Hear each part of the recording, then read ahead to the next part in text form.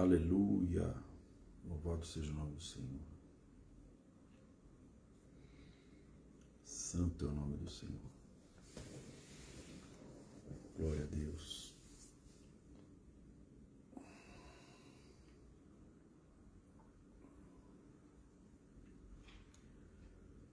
Deus é bom em todo tempo. Deus é bom. Deus é bom em todo tempo. Louvado seja o nome do Senhor. Aleluia. Amém. Bom dia, boa tarde, boa noite. Eu não sei o dia, a hora que você está assistindo esse vídeo, mas que Deus te abençoe, que Deus traga sobre a tua vida a sua graça e a sua revelação. Amém. Que Deus te traga a revelação da sua palavra e Deus te traga também a paz que excede todo entendimento. Louvado seja o nome do Senhor. Amém, meu querido, minha querida. Nós vamos conversar um pouco sobre a palavra de Deus nessa noite. Vamos falar um pouco sobre o intercessor e o trabalho da igreja. Nós vamos falar um pouco sobre isso que é tão importante, que é o trabalho. O que é o trabalho da igreja e o que não é o trabalho da igreja. Amém? Então nós vamos orar, pedir para Deus falar conosco. Então, seja bem-vindo aí você que está entrando. Fabiana, Priscila, Anusha Guedes, aleluia, a dona Márcia, lá de Itanhaém. Que Deus te abençoe, que Deus abençoe a família, que Deus abençoe a tua saúde principalmente. Amém? A irmã Celeste aí, que Deus abençoe o teu marido, que Deus abençoe toda a sua casa. Aleluia. Nós vamos orar e vamos implorar a presença de Deus, porque só Ele pode nos ensinar, só Ele pode nos tratar, ninguém mais pode fazer isso, só o Senhor. Amém? Então vamos orar. Pai, em nome de Jesus, nós estamos aqui nessa noite, entregando, Senhor, a nossa vida, entregando esse tempo nas Tuas mãos. É uma sexta-feira à noite, mas não importa o dia, o Senhor sempre fala, não importa a hora. Coloca sobre nós, Senhor, a Tua sabedoria, a Tua misericórdia e a Tua graça, porque a Tua graça é aquilo que nos basta, Senhor. Imploramos a Tua presença aqui na minha casa, na casa de cada um, na vida de cada pessoa que está ouvindo. Em nome de Jesus, que a presença do Senhor seja palpável, Senhor. Seja algo que vai produzir ensinamento, revelação, libertação e cura. Em nome de Jesus, Pai, que o Teu nome seja glorificado. Repreendemos também os inimigos, aqueles que querem roubar a palavra, manipular a palavra, aqueles que querem distorcer a palavra, Senhor. Que eles caiam por terra, em nome de Jesus. Não vão prevalecer contra a palavra eterna de Deus. Coloca sobre nós, Senhor, ouvidos para ouvir a Tua voz. Coloca entendimento no nosso coração. Abre, Senhor, o nosso entendimento, que o nosso espírito esteja pronto para receber a Tua palavra, a Tua voz. Perdoa, Pai, os nossos pecados, perdoa as nossas falhas, perdoa os nossos pensamentos, nossas palavras, atitudes, inclinações. Coloca sobre nós o sangue purificador do Cordeiro para nos limpar, nos purificar, nos lavar completamente, Pai. Que o céu se abra sobre nós, que o céu se abra sobre cada um de nós, para a glória do Teu nome, em nome de Jesus. Amém, Pai. Amém.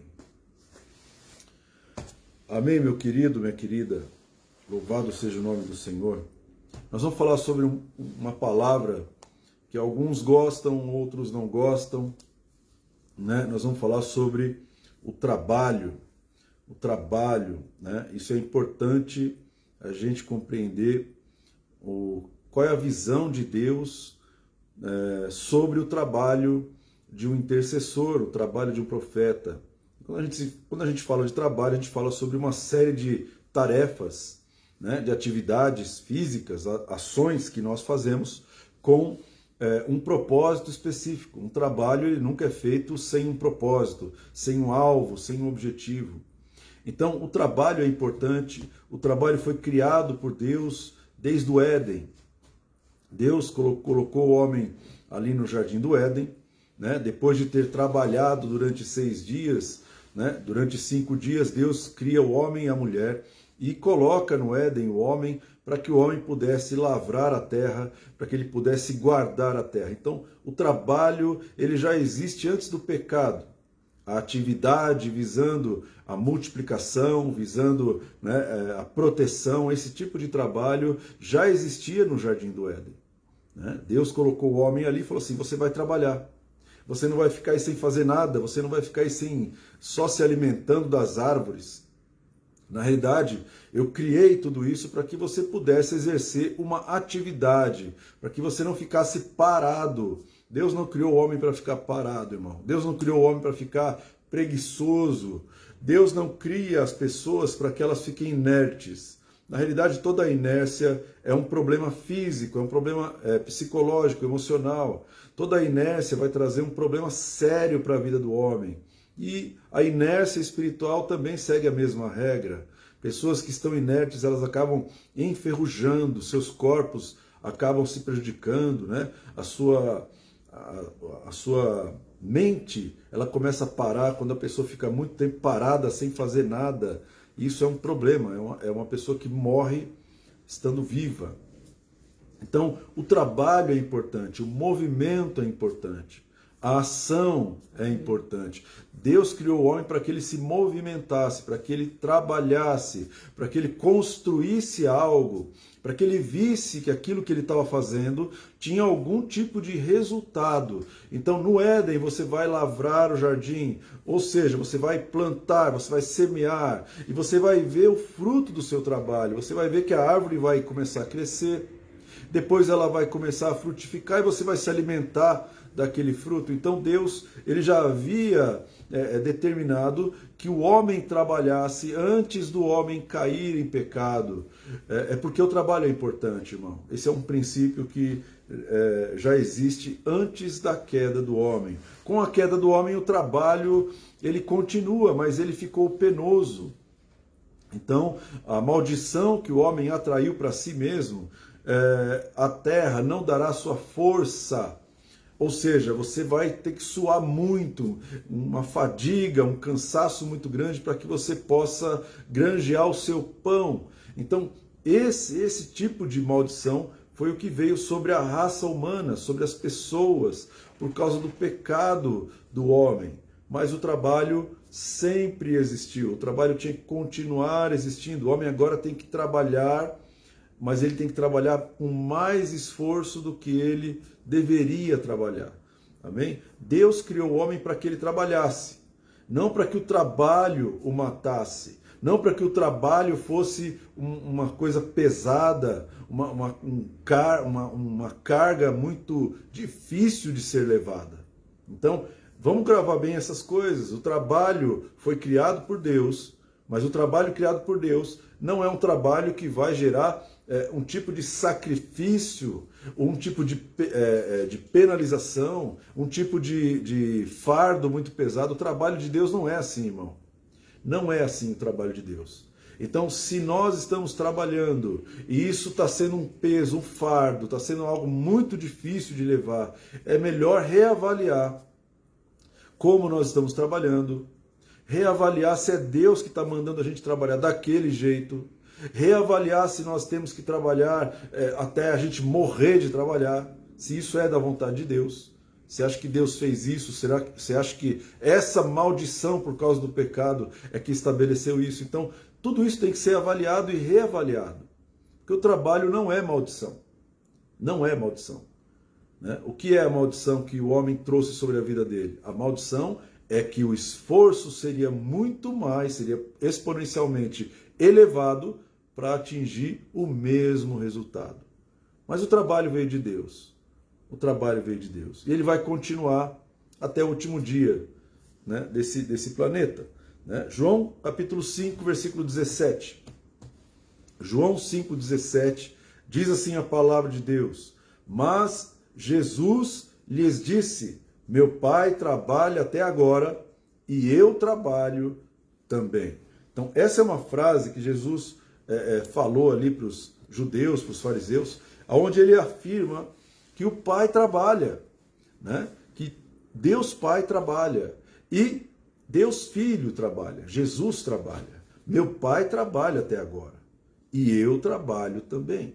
O que ele está falando? Ele está falando que o Pai não é alguém que está assentado em um trono sem fazer nada o dia inteiro ou a eternidade inteira. Muito pelo contrário. O nosso Deus, irmão, ele não dorme. Ele trabalha incessantemente, ele não se cansa. Ele não sabe o que é cansaço. Ele não sabe, irmão, o que é desistir. Então ele trabalha, ele criou a Terra, ele criou em 6 dias tudo que há no planeta à custa de trabalho.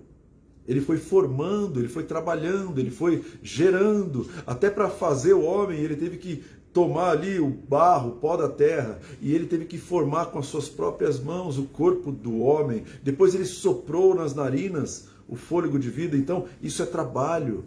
E Jesus está falando assim, meu Pai trabalha até agora e eu trabalho também. Então grava bem isso, porque nós temos um Deus que nos dá exemplo de que Ele trabalha. O Pai trabalha e o Filho também trabalha. Eu sei que a palavra trabalho para muitos é um sinônimo de peso e cansaço, irmão. Mas isso não é por causa do trabalho, isso é por causa da maldição. Isso é por causa do pecado. O pecado é que faz isso. Mas o trabalho não. O trabalho é algo que tem que gerar na nossa vida frutos. Como o Pai trabalha e tudo que ele faz gera frutos. Tudo que ele faz traz prazer para a sua própria alma. Amém? Você veja que Jesus foi batizado por João Batista, e aí quando ele sai ali do Jordão, das águas, o que acontece é que o Pai, lá de cima, ele fala, esse é o meu Filho amado, em quem tenho prazer. Mas assim, até aquele momento você não vê Deus falando desse jeito, mas ele falou naquele momento. Aí você vem um pouco mais para trás, na vida de Jesus, e você vai encontrar Jesus com 12 anos de idade, né? E ele ficou ali no templo, os seus pais saíram voltando para casa, e esqueceram Jesus no templo, com 12 anos. E aí quando eles voltam, encontram Jesus conversando com os judeus, os fariseus, conversando ali com os sábios, doutores da lei, e eles estavam admirados por causa da sabedoria do menino de 12 anos. E aí José, que era o pai de Jesus, o pai físico, ele falou, olha, por que você fez isso? Nós ficamos muito preocupados com você. E Jesus vira, com 12 anos, ele fala assim, olha, eu estou cuidando dos negócios do meu pai. Eu preciso cuidar dos negócios do meu pai. Amém? Ainda bem que para Deus não existe trabalho infantil, né? Não existe proibição para que uma pessoa de 12 anos trabalhe para ele. Então Jesus fala assim, eu com 12 anos eu preciso trabalhar nos negócios do meu pai. No templo, ele falando isso. Então muito cedo, Jesus já agradava o Pai Celestial. Por quê? Porque ele trabalhava nos negócios do Pai. Então, entenda, irmão, existe um tipo de trabalho que é o trabalho espiritual. O trabalho focado naquilo que Deus trabalha. O trabalho focado naquilo que Deus quer. O trabalho que tem como objetivo e propósito o que está no coração de Deus e não o que está no coração do homem. Eu posso ser contratado por uma empresa para ganhar um dinheiro e para exercer uma atividade ali naquela empresa. O propósito que eu terei ali, com certeza, é o lucro. É fazer com que a empresa atinja a maior lucratividade, a maior rentabilidade possível. Então, o meu trabalho tem que gerar lucro, o meu trabalho tem que pagar o meu salário e tem que dar lucro para quem é dono da empresa. Né? Então, esse é o propósito do trabalho no capitalismo. É gerar lucro, é gerar capital, é multiplicar o dinheiro. Amém? Agora, o trabalho para Deus, ele segue o mesmo princípio, só que o resultado do trabalho não é o dinheiro. O resultado do trabalho não é o patrimônio físico, não são as casas, não são os carros, não são os prédios, não são os edifícios, não é as coisas desse mundo. O trabalho, quando alguém trabalha para o Pai, quando alguém trabalha para Deus, ele não está preocupado com aquilo que é físico, porque Deus não está preocupado com isso. O alvo do trabalho de Deus não é esse. Não é simplesmente entregar para todo mundo tudo do bom e do melhor e as pessoas irem para o inferno no final. Não é esse. O trabalho de Deus tem um foco, tem um alvo. E esse alvo é o que traz o prazer para Deus. É o que traz realização para Deus. Por exemplo, no final do primeiro dia, Deus criou a luz. E viu Deus que a luz era boa. E viu Deus que o mar era bom. O que é ver Deus que o mar é bom? É quando ele consegue enxergar o que ele mesmo fez, o que ele mesmo trabalhou ali, o seu resultado do seu trabalho, e ele ficar satisfeito com aquilo, ficar realizado com o seu trabalho. Então, nós somos criados à imagem e semelhança de Deus. Esse mecanismo de você enxergar o fruto do seu trabalho, de enxergar o resultado daquilo que você faz, essa realização pessoal, ela é de Deus. Isso vem de Deus. Então, o trabalho ele tem que gerar uma realização. Ele tem que gerar um prazer, tem que gerar algo que não é soberba, não é orgulho, não é idolatria. Não, tem que gerar o quê? Eu vejo que o meu trabalho foi bom para alguém, foi bom para a sociedade, foi bom para minha família, foi bom para minha esposa, eu ajudei alguém. Então Deus ele se alegra com valores diferentes dos nossos. O trabalho de Deus é diferente do nosso. Amém? Então, por isso, quando o filho fala, o meu pai trabalha e eu trabalho também, o filho está falando, eu trabalho no mesmo tipo de trabalho que o meu pai trabalha. Eu trabalho com a mesma direção, com o mesmo foco, buscando o mesmo resultado, o mesmo propósito, o mesmo objetivo de Deus. Ou seja, ele queria cumprir a vontade do pai. E isso é muito importante, irmão. Se você quer um trabalho que vai te realizar, que vai te dar prazer, esse é o trabalho que Deus te dá. Não é o trabalho que o homem te dá. O trabalho que o homem te dá é para te escravizar, para te usar, para te manipular e depois jogar você fora. Esse é o trabalho do homem, mas o trabalho de Deus não. O trabalho de Deus, ele fala, você vai lavrar o jardim que eu te dei, você vai desfrutar do jardim, você vai desfrutar daquilo que você vai trabalhar. Todo final do dia, eu visito você. E vamos ver o que você aprendeu. Você pode me contar o que você viu. Você viu, por exemplo, um fruto nascer, você viu uma árvore crescer. Então você pode ter relacionamento com Deus e ao mesmo tempo se realizar no trabalho de Deus. Amém? Então a Bíblia diz assim, Mateus 9, 36 a 38, vendo ele as multidões, compadeceu-se delas, porque estavam aflitas e exaustas como ovelhas que não têm um pastor. Então se dirigiu aos seus discípulos e disse, a seara, na verdade, é grande, mas os trabalhadores são poucos. Rogai, pois, ao Senhor da seara que mande trabalhadores para a sua seara. Então, o que Jesus está falando? Ele está falando que tem muita gente que não tem um pastor. Muita gente que não tem quem cuide delas. Muita gente que não tem quem faça o trabalho de lavrar, de semear ali na vida delas. Muita gente que estão aflitas, pessoas que estão aflitas e que estão exaustas, pessoas que estão completamente exaustas e que não têm pastor. Aí ele vira para os discípulos e fala assim, olha, a seara é muito grande. Ou seja, tem muito trabalho. A visão de Jesus sobre aquelas pessoas, a visão de Jesus sobre o mundo é diferente da nossa visão. A visão de Jesus, quando ele olha para esse mundo, ele vê pessoas aflitas, pessoas cansadas, pessoas exaustas. Por que elas estão exaustas? Por causa da maldição do trabalho, meu irmão. A maldição do trabalho que escravizou as pessoas, a maldição que o homem trouxe sobre si por causa do pecado. Essa maldição traz a exaustão, traz o cansaço, traz a fadiga, traz esse desgaste que a gente tem hoje. Então, quando Jesus olha para aquelas multidões, ele fala, olha, elas estão aflitas e exaustas. Pessoas que trabalham e não enxergam o fruto do seu trabalho. Pessoas que estão se movimentando, mas elas estão apenas vegetando, elas não conseguem nem desfrutar daquilo que elas estão trabalhando. Elas estão trabalhando para qualquer outra pessoa, menos para si mesmas. Elas estão trabalhando para que alguns homens enriqueçam, alguns homens alcancem os seus objetivos, mas elas mesmas, elas não sentem prazer naquilo que elas fazem. Por quê? Porque elas estão aflitas, exaustas, sintoma da maldição do trabalho.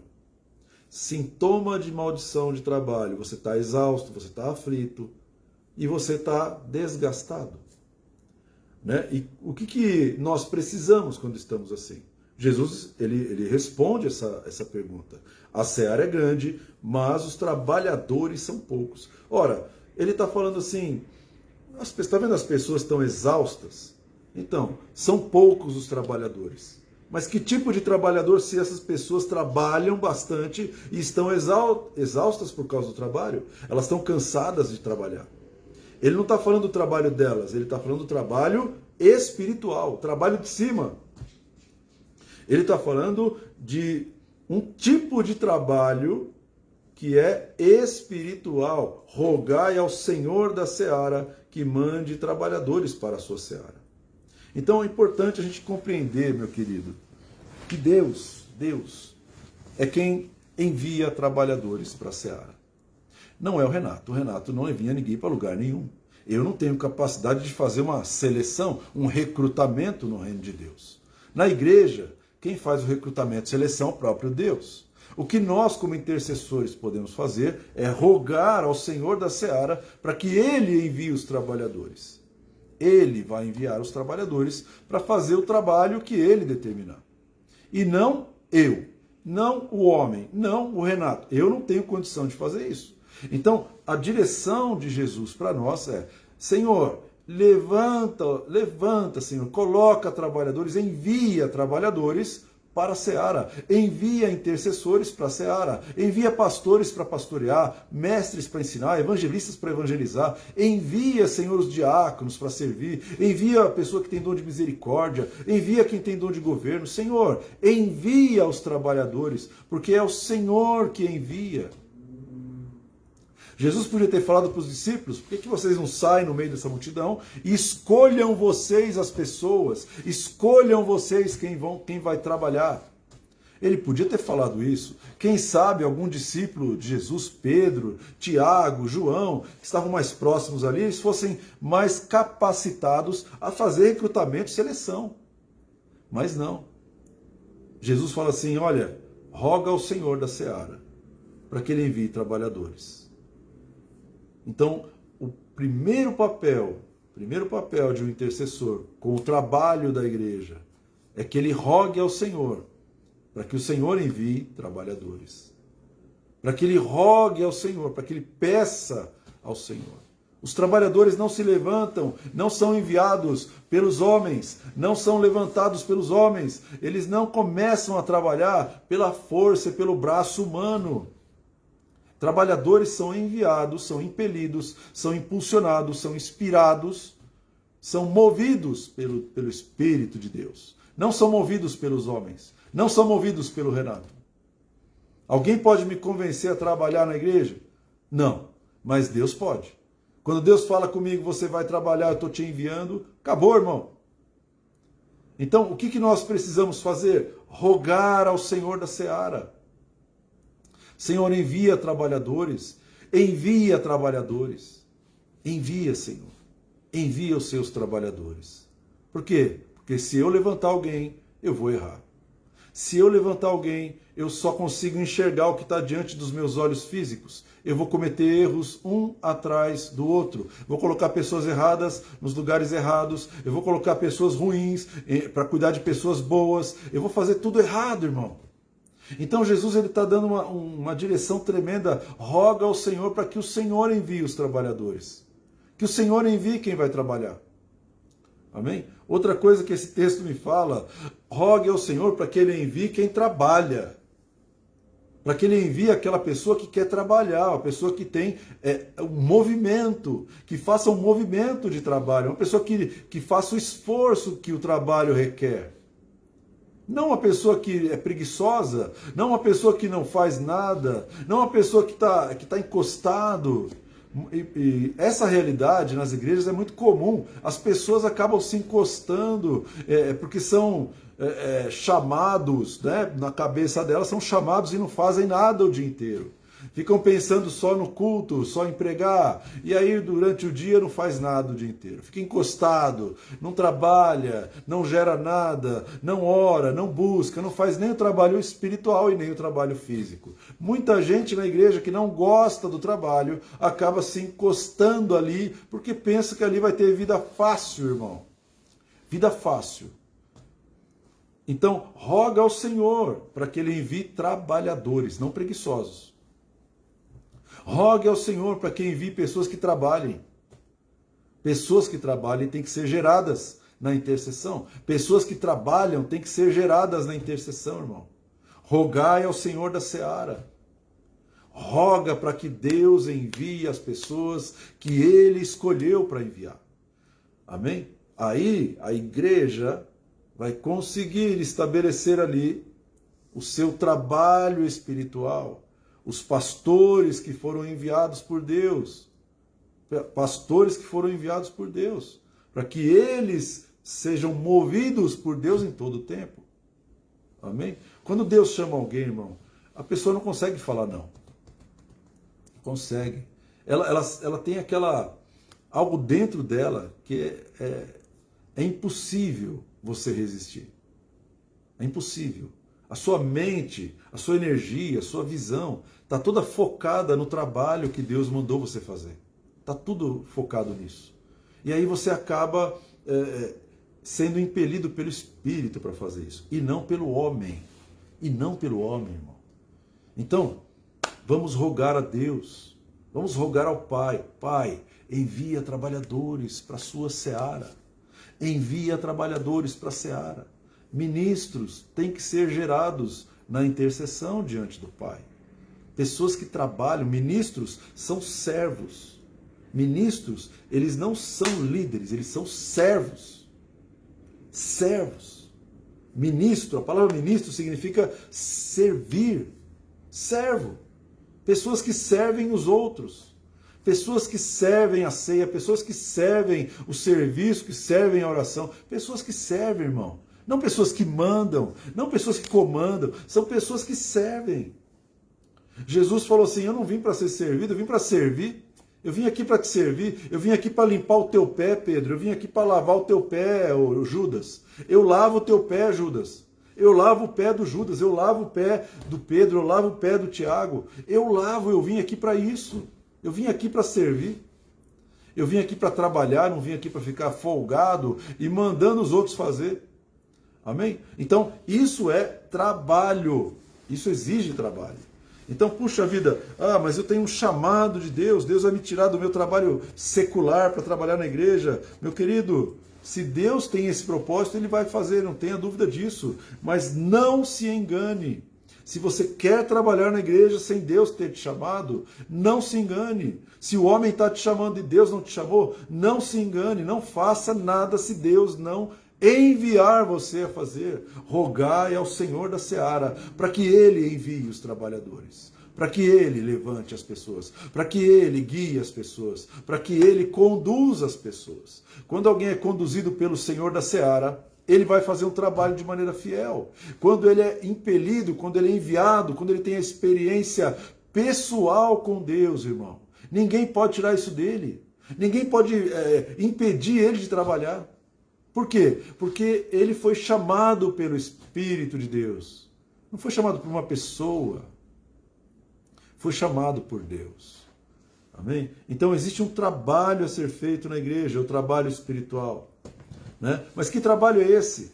Eu vou ler alguns textos que falam do trabalho espiritual de Jesus. Jesus trabalhava, meu pai trabalha e eu também trabalho. Né? Ele, porém, se retirava para lugares solitários e orava. Qual é o trabalho de Jesus? O trabalho de Jesus é orar. Ele se retirava para lugares solitários e ali ele orava. Ali ele rogava ao Senhor da seara que enviasse trabalhadores. Ali ele gerou 12 pessoas, 12 ministros. Ali ele gerou uma multidão, ali ele começou a gerar a igreja. A igreja precisa do trabalho espiritual. Amém? A igreja precisa da oração. A oração é um trabalho espiritual, mas é um trabalho. Lucas 6,12 diz assim: naqueles dias retirou-se para o monte a fim de orar e passou a noite orando a Deus. O que é isso? Isso é trabalho. Esse é o trabalho de Jesus. Orar é um trabalho. Orar não é um tempo de descanso, é um tempo de trabalho. Deus encara a oração, a intercessão como trabalho, irmão. Por quê? Porque é pela oração, porque é pela intercessão que Deus começa a fazer com que o seu processo se estabeleça. Ele faz com que os seus propósitos se estabeleçam, os seus tempos se estabeleçam através da oração, através da intercessão. Então, o trabalho de Jesus, oração. Oração. Se retirava para lugares isolados e orava, falava com o Pai, falava com Deus. Isso é trabalho, irmão. Isso é trabalho. Amém? Nada acontece no mundo físico se primeiro não acontecer no mundo espiritual. Nada acontece. Por isso que na oração que Jesus ensinou, né, os discípulos falam: Senhor, ensina-nos a orar. Ensina-nos a orar. Nos ensina a orar, Senhor. Né? Eles falaram assim: Senhor, nos ensina a trabalhar como o Senhor trabalha. E Jesus, ele está ensinando os seus discípulos, não de uma maneira teórica. Ele não está ensinando sobre intercessão na teoria. A Bíblia diz que ele estava orando, os discípulos do lado. Quando os discípulos estão ao lado de Jesus e ele está orando ao Pai, eles estão observando ele fazendo aquela oração, intercedendo ao Pai. Enquanto ele está orando, os discípulos falam: puxa vida, eu preciso aprender este ofício, eu preciso aprender esse trabalho. E aí eles pedem para Jesus: Jesus, me ensina a orar. O que é me ensina a orar? Me torna um discípulo de oração. Eu quero orar, eu quero aprender os caminhos da oração. Como que eu faço para atingir aí a minha voz seja ouvida pelo Pai? Como que eu faço para gerar um ministro, um servo de Deus na oração? Como que eu faço para ser ouvido por Deus? Então Jesus ele fala: portanto vós orareis assim, Pai nosso que estás nos céus. E ele começa a orar, começa a ensinar a oração, uma oração. Ele está fazendo o quê? Ele está ensinando os discípulos a trabalhar. No meio dessa oração ele fala: seja feita a tua vontade aqui na terra, como é feita nos céus. Então, uma das chaves dessa oração que Jesus está ensinando é que nada acontece aqui embaixo sem primeiro acontecer lá em cima. Primeiro vem a palavra profética, primeiro vem a oração, primeiro vem o clamor, primeiro vem a petição, para depois vir o milagre, para depois vir a prosperidade, depois vir a cura, depois vir a transformação e a restauração. Mas primeiro, o trabalho espiritual tem que ser feito. Sem o trabalho espiritual, irmão, o trabalho físico não adianta de nada. Então, nós precisamos aprender a trabalhar para Deus. Amém? Senão, como é que a gente vai falar que é servo de Deus? Se alguém é servo de Deus, está trabalhando para Deus. O servo de Deus trabalha. Um filho de Deus trabalha. Jesus falou assim: meu pai trabalha até agora, e eu também. Como é que você pode ter um Senhor que trabalha e você mesmo não trabalha? Eu mesmo não trabalho. Então nós precisamos compreender como que o pai trabalha. Amém? Então, 1 Timóteo 2, 1-2 diz assim: admoesto-te, pois, antes de tudo, que se façam deprecações, orações, intercessões e ações de graça por todos os homens, pelos reis e por todos que estão em eminência, para que tenhamos uma vida quieta e sossegada em toda piedade e honestidade. Então, Paulo, ele está escrevendo para o Timóteo e fala assim: Timóteo, eu admoesto você aqui primeiro, antes de tudo. Antes de fazer qualquer coisa no mundo físico, meu irmão. Antes de tudo, essa é a frase que ele utilizou. Antes de tudo. Antes de comprar a casa, antes de comprar o carro, antes de você casar, antes de você namorar, antes de você fazer a dívida, antes de você trabalhar, antes de você sair de casa, antes de tudo, ele está falando, ora antes. Ora antes pelo seu tempo futuro, o que vem depois. Ore antes, ou seja, o trabalho espiritual vem antes do trabalho físico. A ação espiritual, ela vem antes da ação física. Antes de tudo, ore. Antes de tudo, clame. Antes de tudo, interceda. Antes de tudo, meu irmão, não saia de casa sem antes de sair de casa você orar. Não faça nada sem antes você falar com Deus. Não faça nada sem antes perguntar para o Pai, antes conversar com Deus.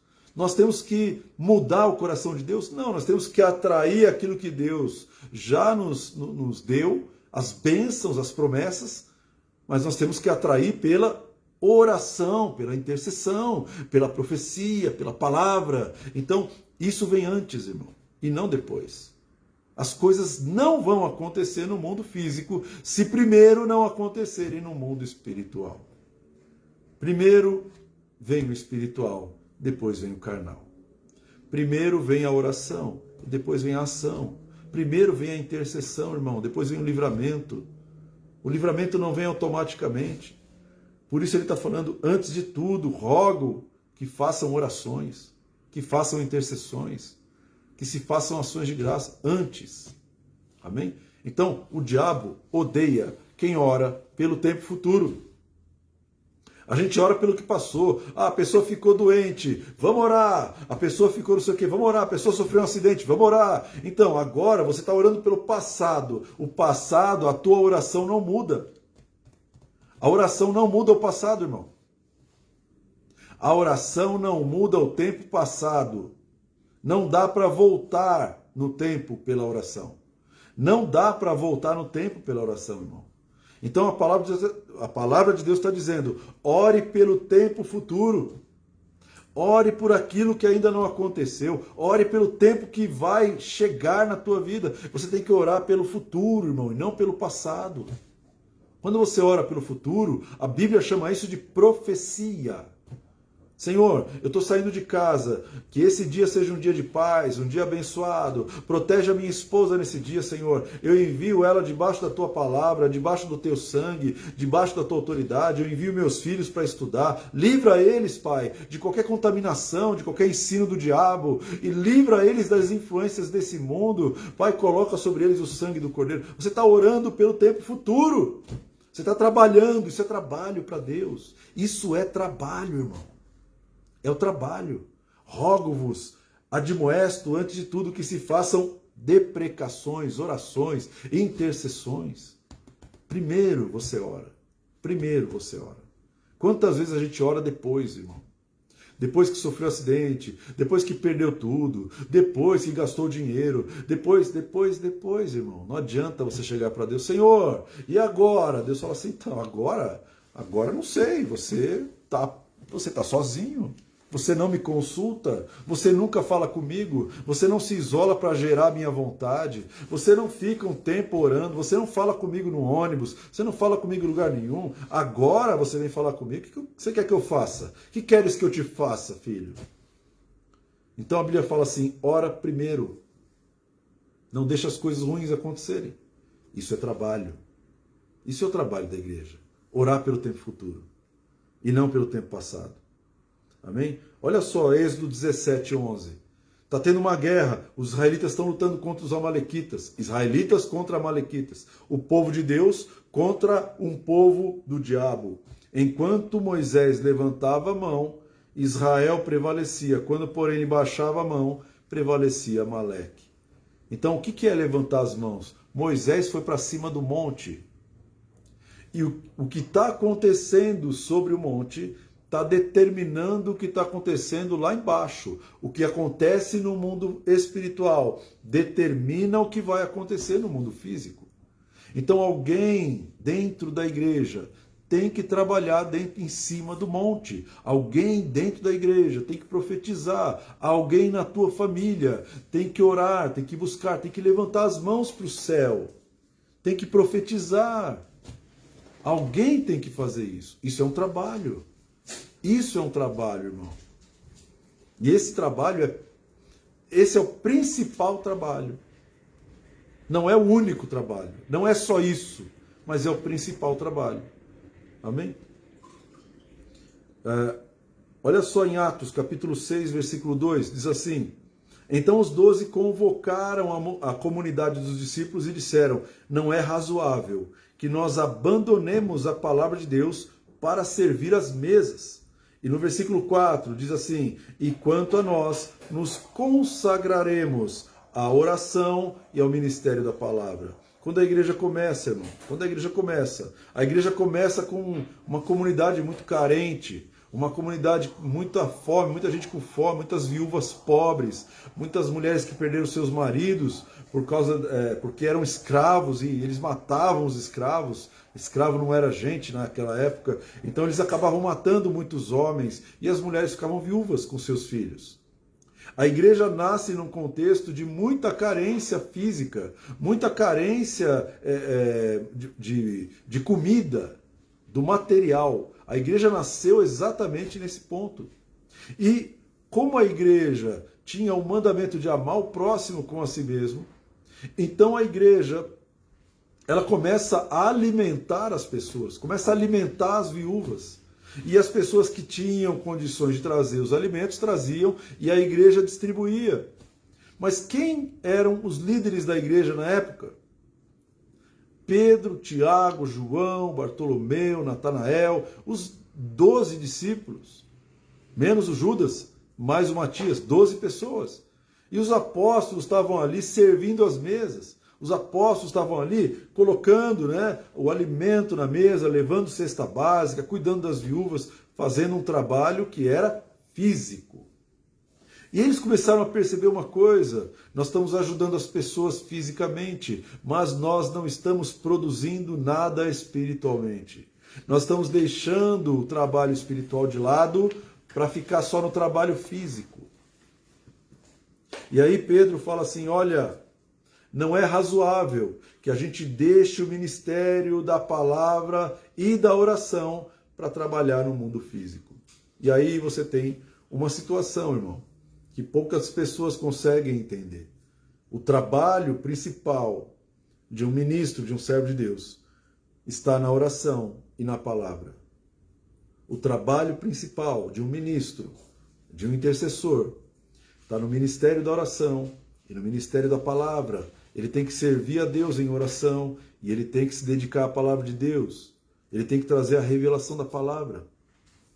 Enquanto os apóstolos perceberam que o trabalho físico estava tomando conta daquilo que era espiritual, os apóstolos foram chamados por Jesus para que eles fizessem discípulos, para que eles fossem ensinando a todas as nações os mandamentos do Senhor. Então, o chamado deles tinha a ver com ensino da palavra, com a revelação da palavra, com aquilo que o Senhor tinha que trazer para ensinar, formar novas gerações, formar novos discípulos. Mas o que esses apóstolos eles estavam começando a fazer? Não, nós precisamos administrar o físico, precisamos administrar o dinheiro, precisamos administrar as posses, administrar a cesta básica, administrar quem vai receber, quem não vai. Precisamos administrar tudo isso. O trabalho físico. Quanto mais eles se dedicavam a esse trabalho, mais o fogo no altar se apagava, mais o fogo ficava fraquinho e começava a apagar. Então os apóstolos perceberam que não era razoável trocar o trabalho espiritual que eles foram chamados para fazer pelo trabalho físico. Pelo trabalho físico, irmão. E é aí que muitos ministros se perdem. Foram chamados para trabalhar na palavra, na oração, e acabam trocando a palavra e a oração pelo esforço físico, pelo mecanismo físico, para administrar dinheiro, administrar conta, administrar prédio, administrar não sei o quê, administrar partido político, administrar um monte de coisa. E esquece que o seu chamado é fazer discípulos. Fazer discípulos. Colocar fundamentos espirituais. Ensinar a palavra. É o ministério da oração e da palavra. Não tem outro chamado além desse. Nós temos que nos dedicar ao ministério da oração e da palavra, irmão. Porque quando a igreja começa a fazer esse trabalho espiritual, o trabalho físico vai fluir de maneira sobrenatural. Alguém tem que gerar o resultado. Alguém tem que gerar os ministros. Alguém tem que rogar ao Pai para que Ele envie trabalhadores. E esse alguém é a igreja. São os intercessores. Os intercessores são aquela casa de força em um navio, e quando a casa de força está funcionando, o navio se movimenta pelos mares. O navio consegue atravessar o oceano. Por quê? Porque a casa de máquinas está funcionando. Então o ministério da oração e da palavra é que vai gerar os resultados que a igreja precisa. E o trabalho de um intercessor é o ministério da oração. O trabalho do intercessor é o ministério da palavra. O intercessor precisa se envolver com isso, irmão. O intercessor não foi chamado para ficar capinando, para ficar levantando parede. Pode fazer essas coisas? Pode, mas qual que é o teu foco? Qual é o teu chamado? Qual é a tua vocação espiritual? Qual é o seu trabalho que você tem que fazer? Será que Deus, te chamou para que você ficasse administrando dinheiro na igreja? Para que você ficasse pagando conta na igreja? Será que Deus te chamou para isso? Não, Deus não chama você para isso. Não existe esse chamado, irmão. Não existe esse ministério. Isso tem que ser feito? Tem. Mas o que um ministro de Deus tem que fazer? Ele tem que se dedicar ao ministério da palavra e da oração. Por isso que os apóstolos levantaram não, eles escolheram homens cheios de sabedoria do Espírito Santo para realizar o trabalho físico. Então eles começaram a agir com sabedoria. Olha, eu não faço mais isso. Quem vai fazer isso é o diácono. Por quê? Porque ele tem um chamado, ele está sendo enviado pelo Pai, pelo Senhor da Seara, para que ele possa atender as pessoas fisicamente. Então você tem ali os dois tipos de trabalho estabelecidos na igreja. O trabalho espiritual, que vem em primeiro lugar, o trabalho espiritual da oração e da palavra, e depois o trabalho físico, e depois atender os pobres, as viúvas, os necessitados, os carentes. Primeiro a oração e a palavra, primeiro a revelação da palavra, primeiro o fogo no altar, depois você pode fazer o quê? Boas obras. Boas obras. É assim que funciona na igreja, irmão. Amém? Deus é bom? Glória a Deus. Então, Deus nos chamou para trabalhar. Deus nos chamou para trabalhar. Mas no que eu tenho que trabalhar?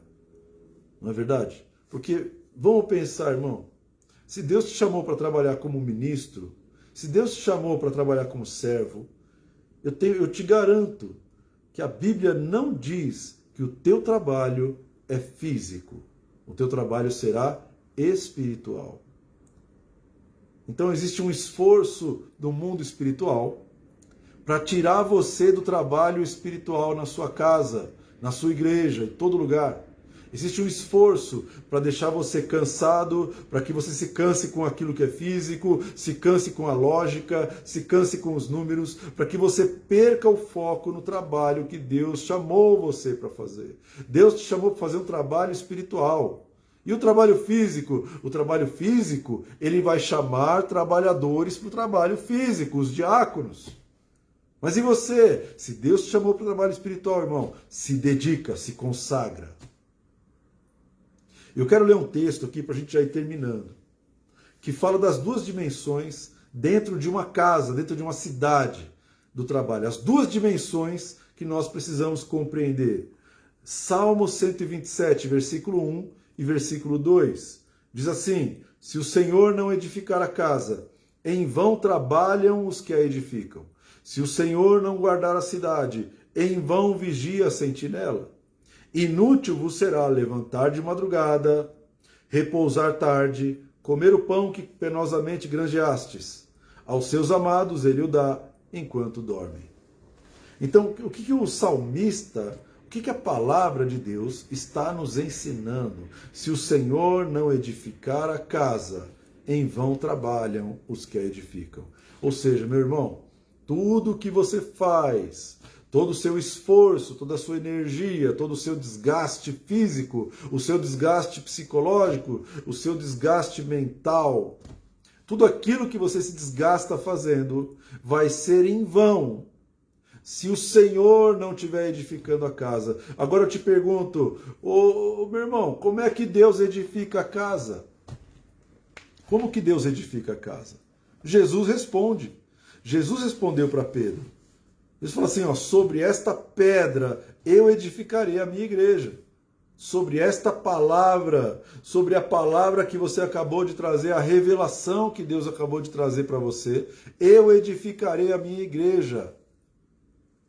Sobre a palavra que você acabou de trazer, apóstolo Pedro. Então o apóstolo, ele tem que trazer um fundamento espiritual para que a palavra possa edificar, para que Deus possa edificar, para que o Senhor edifique a casa. Aí o trabalho que é feito, o trabalho físico, inclusive, ele não vai ser em vão. Porque imagina você trabalhar 10 anos à toa, 20 anos à toa, 30 anos à toa. Você trabalhou, se esforçou, se desgastou, né? Você teve problemas dentro de casa porque você só se dedicava à igreja, só se dedicava ao trabalho físico, e aí você não tinha tempo para mais nada. E aí no final de tudo, você chega diante de Deus, Deus fala assim, não adiantou nada esse trabalho eu não posso aproveitar de nada, porque é um trabalho físico. E todo trabalho físico vai queimar quando descer fogo do céu, irmão. Todo trabalho físico. Você pode levantar uma casa de 3 andares. Vai ter uma hora que vai descer fogo do céu. E vai queimar essa casa. Por quê? Porque o tempo vai acabar. O final dos tempos. Então, o que adianta você trabalhar tanto, se desgastar tanto por aquilo que é físico? Se o Senhor não edificar a casa, vai ser inútil o seu trabalho. Então por que eu estou cansado, pastor? Porque eu não estou trabalhando para Deus. Eu não estou trabalhando com foco em Deus. Eu não estou trabalhando com o ministério da palavra, o ministério da oração. Eu não estou fazendo isso. Eu estou me desgastando por causa do dinheiro, por causa das contas para pagar, por causa da prestação, por causa do aluguel, por causa da luz, por causa dessas coisas. Mas nós acabamos de ler que Deus dá aos seus amados enquanto eles dormem. Deus dá aos seus amados enquanto eles dormem, não enquanto eles trabalham, irmão. Olha, se o Senhor não guardar a cidade, em vão vigia a sentinela. Como que o Senhor guarda a cidade? Como que o Senhor protege uma cidade? Como que o Senhor protege a tua casa? O Senhor coloca muros de fogo ao redor da sua casa. Muralhas de fogo ao redor de uma cidade. Se Ele não estiver fazendo isso, nem adianta você guardar, nem adianta você colocar alarme, nem adianta você contratar polícia, contratar guarda, nem adianta você fazer nada disso. Porque se Deus não está guardando, irmão, você está desprotegido, não importa quem seja o homem que afirma estar te protegendo. Não importa quem seja a pessoa física que afirma estar te guardando. Se o Senhor não proteger a cidade, não guardar a cidade, em vão vigia a sentinela, irmão. Porque só o Senhor pode nos trazer proteção, só o Senhor pode trazer livramento, só o Senhor pode trazer uma barreira para que o inimigo não trapasse para dentro da nossa casa. Então, primeiro o espiritual, primeiro o trabalho. Senhor, livra-nos do mal, não nos deixe cair em tentação. Ore pelo futuro, para que o Senhor te livre, para que o Senhor te leve e te traga em paz e segurança, para que o Senhor leve a tua esposa e traga em paz e segurança, para que o Senhor proteja os seus filhos na ida e na volta. Ore antes, porque o Senhor vai guardar a cidade, é o Senhor que vai guardar a tua família, é o Senhor que vai guardar a tua igreja, é o Senhor que vai guardar as pessoas que te rodeiam. Por quê? Porque tem alguém que está falando, Senhor, proteja, livra-nos do mal, livra-nos do mal. Alguém tem que fazer isso. Amém? Então, o trabalho que nós fomos chamados para fazer é um trabalho espiritual. Não é um trabalho físico. Ide por todo mundo, fazer discípulos de todas as nações, ensinando-os a guardar todas as coisas que eu te ensinei. Então, nós precisamos nos dedicar a ministrar diante de Deus oração, intercessão e palavra. Nós temos que nos consagrar. O intercessor é aquele que se consagra. Não importa onde ele está, fisicamente, ele está orando. Ele fala com Deus dentro da máscara, ele fala com Deus no trabalho, ele fala com Deus no ônibus, ele está trabalhando. Ele trabalha porque Deus nunca dorme, irmão. Deus trabalha 24 horas por dia. Então, o intercessor está trabalhando também. Ele está com os ouvidos atentos. Senhor, que tipo de palavra eu tenho que falar? Que tipo de oração eu tenho que orar? Por quem que eu tenho que clamar? Aí Deus vai trazer a palavra na sua boca, Deus vai trazer a motivação no seu coração, vai trazer visão nos teus olhos, audição para que você ouça a sua voz. Deus vai te dar, irmão. Deus vai conduzir a tua oração. Mas Ele precisa dos trabalhadores. Então a minha oração é para que Deus envie os seus trabalhadores. Senhor, envia trabalhadores. Você pode orar de onde você quiser, irmão. Deus vai ouvir a tua voz e Ele vai enviar os trabalhadores. Você pode estar orando no seu trabalho, na hora do almoço, e Deus está ouvindo. Nós vamos mandar trabalhadores. Você acha que o diabo quer que você ouça essa palavra? Você acha que o diabo quer que você ore desse jeito? Jesus fala assim, rogai ao Senhor da seara para que Ele envie trabalhadores. O diabo fala assim, não roga, não envia. Senhor, não deixa eles orarem. O diabo está orando, Senhor, não deixa eles orarem desse jeito. Se Jesus mandou você orar, se Jesus me mandou orar para que Deus chamasse e enviasse os trabalhadores, irmão, é porque essa oração tem poder. Amém ou não amém? Então, vamos orar de maneira estratégica. Vamos orar da maneira bíblica. Vamos orar da maneira de Deus. Com aquilo que Deus quer que aconteça. Com aquilo que Deus tem de propósito. O trabalho que a gente fizer no Senhor não é em vão. A Bíblia afirma isso. O seu trabalho no Senhor não é em vão.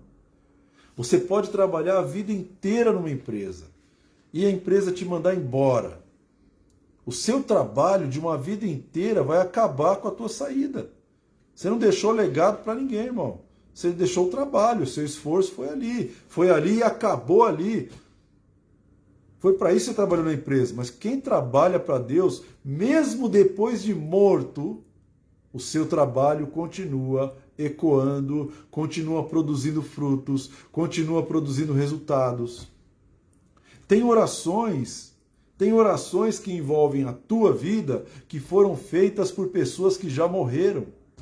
Deus está respondendo orações de pessoas que já morreram, irmão. Servos e servas de Deus. Talvez fosse a sua bisavó, talvez fosse a sua avó, talvez fosse a sua mãe, seu pai, seu avô. Não importa, Deus, Ele continua olhando e fala assim, olha, tem um trabalho espiritual que foi feito. E esse trabalho envolveu o futuro daquela família. Envolveu aquela pessoa que nasceu agora, 2021, que está vivendo lá. Eu tenho que responder essa oração. Foi isso que aconteceu com Isaac, foi o que aconteceu com Jacó, filho e neto de Abraão. Então, meu querido, minha querida, lembre disso. Trabalhe no ministério da oração e da palavra. Ore pelo tempo futuro. Esse é o principal. Antes de tudo, ore. Antes de tudo, jejue. Antes de tudo, busque a Deus. Não tome decisões sem orar antes. Não faça nada sem interceder. Amém? Então, que Deus te dê sabedoria com essa palavra, que Ele te dê intimidade com o Espírito Santo, que Ele te conduza nas orações, que Ele não deixe você orar de maneira humana, carnal, que Ele não permita que você cometa erros espirituais, que o Senhor te conduza em todas as palavras que você vai profetizar, que o Senhor seja a fonte e a inspiração das profecias que vão sair da sua boca. Que o Senhor seja aquele que vai trazer o seu propósito naquilo que você faz. Que o Senhor direcione os seus passos. que o Senhor conduza as suas palavras, que o Senhor conduza os seus pensamentos, que o Senhor traga sobre ti a sua graça, que Ele traga sobre ti a fé que você precisa, que Ele traga toda a ferramenta, toda a armadura, todo o armamento, para que você tenha vitória sobre as guerras que Ele vai conduzir você a batalhar. Que Ele traga vitória sobre a tua casa, sobre a tua família, sobre a tua vida. Que o Senhor confunda o inimigo através das suas orações. Que o Senhor traga estratégia e misericórdia sobre a tua vida. Que a estratégia de Deus esteja sobre o seu ministério e sobre o seu chamado. Amém ou não amém, meu irmão? Que Deus te abençoe, que Deus te guarde, que Deus faça resplandecer o seu rosto sobre ti, que Ele tenha misericórdia de ti, que Ele te dê a paz. Amém? Que Deus te dê saúde e que te dê muita alegria. Até a próxima, em nome de Jesus. Deus abençoe a tua vida.